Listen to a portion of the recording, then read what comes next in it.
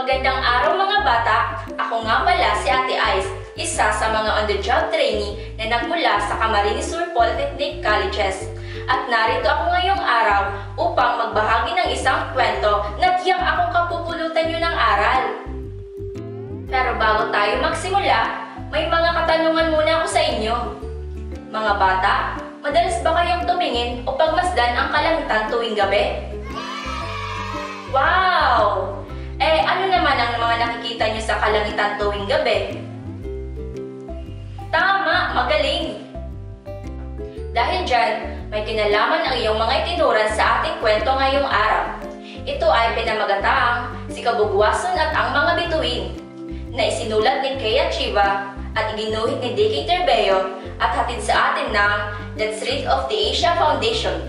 Tara na't magsimula!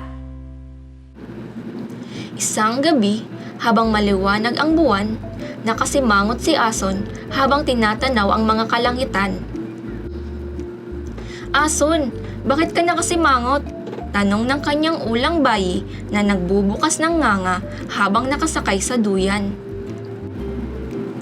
Nilingon niya ang matanda at sinabihan na, "Tuwing nakakakita ako ng bilog na buwan at mga bituin ay nalulungkot ako." Nakasimangot na sagot ni Kabugwason. Tiningnan niya ang kanyang apo at ngumiti. "Halika dito sa duyan dahil ikikwento ko sa iyo ang iba't ibang pormasyon ng mga bituin." Pag-anyaya ni ulang bayi sa kanyang apo, "Sige ulang, makikinig ako ng mabuti sa iyo."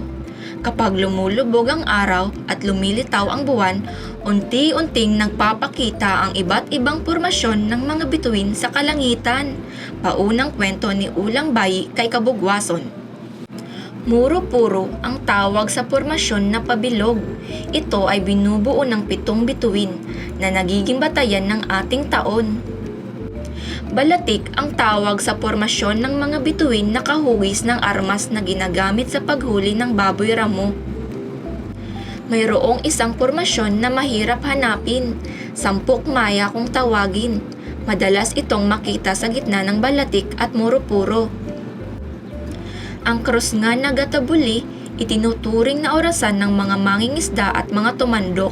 Kung ito ay nakabaliktad, ibig sabihin ay 3:00 na ng umaga.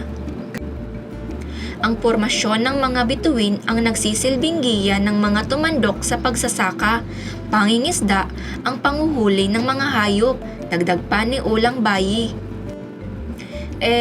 Ason, meron akong ipapahula sa iyo. Ano ang pinakamalapit na bituin sa atin?" Hindi ko po alam kung ano ulang. Nahirapan sa pag-iisip si Kabugwason. "Araw. Ang araw ay isa ring bituin. Ito ang pinakamalapit sa atin. May iba't ibang klase ng bituin. May taglay na pagkakaiba-iba ito batay sa kanilang kulay, panahon, laki, liwanag at init." "Ay talaga ulang? Ang araw pala isa ring bituin?" "Oo, Ason. Kulay dilaw na mapula-pula ang bituing ito na siya ring nagbibigay liwanag sa ating mundo." Ganyan pala. Biglang sumigaw si Kabugwason. "Nakita mo ba yun, ulang? Bakit nahulog ang mga bituing yun?" Lumaki ang mga mata ni Kabugwason sa kaniyang nakita. Bulalakaw ang nakita mo. Bulalakaw ang tawag sa nahulog na mga bituin. Kung nahulog na sila sa lupa, dulis na ang tawag dito, pagpapaliwanag ni ulang bayi. "Ay, ganun pala.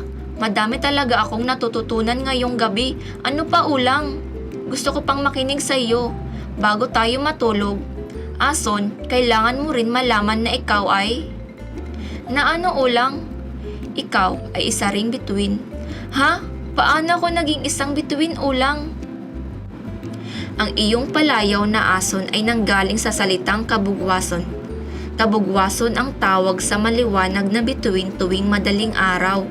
Para sa akin, isa ka ring pinakamamahal na bituin na iniwan sa akin ng iyong nanay at tatay. Pagpapaliwanag ni ulang bayi. Miss na miss ko na talaga sila nanay at tatay. Kaya pala lagi akong nalulungkot tuwing nakakakita ako ng buwan at mga bituin, sabi ni Kabugwason.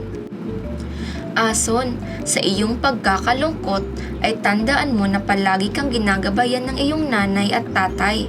Isa sila sa libo-libong mga bituin na nakikislapan sa gabi.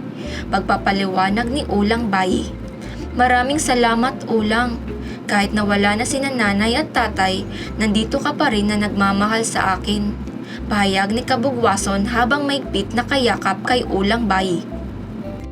Ngayon na pakinggan na natin ang kwento, nais itong ipaalam sa atin na ang kahalagaan ng pagiging masipag at matyaga.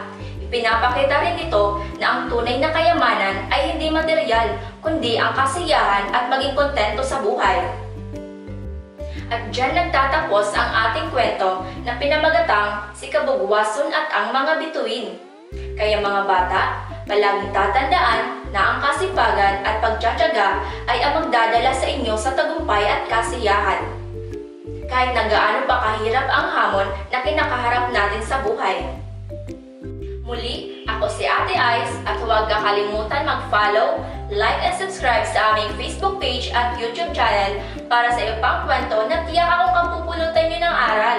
Hanggang sa susunod nating kwento, paalam!